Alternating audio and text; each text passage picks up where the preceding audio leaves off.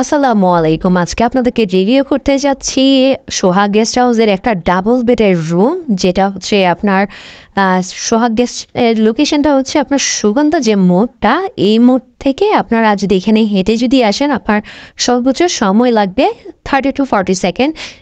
ওনাদের এটাকে আপনি ডাবল বেডও বলতে পারবেন, এটাকে ট্রিপল বেডও বলতে পারবেন। কেন বলছি, এখানে আপনার এই খাটটাতে আপনারা 3জন থাকতে পারছেন, এখানে আপনার সিঙ্গেল একজন থাকতে পারছেন। সো ওভারঅল আপনারা 4জন, অনেকটা যদি আপনারা অ্যাডজাস্ট করে থাকতে যদি কে চান 4 থেকে 5জন আপনারা থাকতে পারবেন।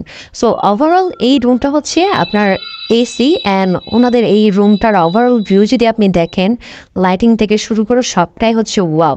অ্যান্ড ওনাদের এই রুমে যদি আমরা ওভারঅল দেখি কি কি আছে, এটা হচ্ছে আপনার মেইন ডোর। এখান থেকে ঢুকে এই পাশে 2টা সোফা আছে, এখানে এলইডি দেওয়া আছে, এ পাশে একটা আলমারি দেওয়া আছে।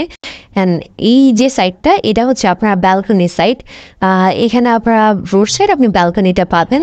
যদি আমরা দেখি এখানে বাইরের যে সাইডটা, এখানে আপনারা ব্যালকনিটা পাচ্ছেন।